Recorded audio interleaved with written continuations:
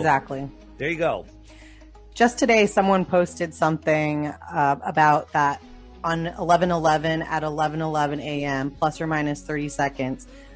This monument lines up perfectly with the North Pole, I believe. And I think you said something similar about the Georgia Guidestones as well. Yeah. Is similar to that? Yeah, the Georgia Guidestones have a little hole in them. And when you look through the hole, the Polaris is there, the North Star.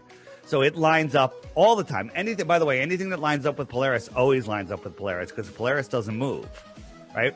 But, they want us to think that, the heliocentric model says basically that we are corkscrewing through space, spinning at 1,000 miles an hour, orbiting the sun at 66,000 miles an hour, chasing the sun at 500,000 miles per hour, while that entire system moves sideways at 1 to 2 million miles per hour.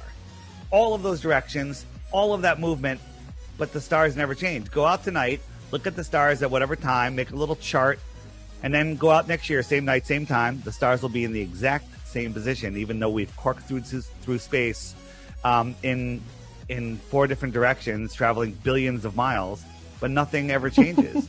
The sky is a perfect clock. Every single thing about our solar system, from eclipses to planetary orbits, prove it's a lie in itself. It's all just lies upon lies.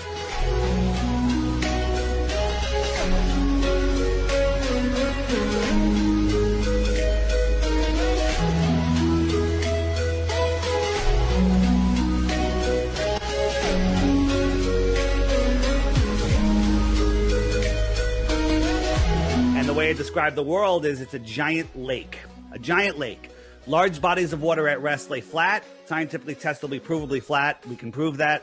All of the islands, continents, are surrounded by water, but all of the water is surrounded by higher land. Antarctica is the highest land on Earth. Antarctica is not a continent at the bottom of a spinning ball. Antarctica is all of the land that surrounds our known world, and nobody is allowed to explore this outer space. It's off limits to everybody until the year 2041, and by then they'll kick it down the road another 60 years.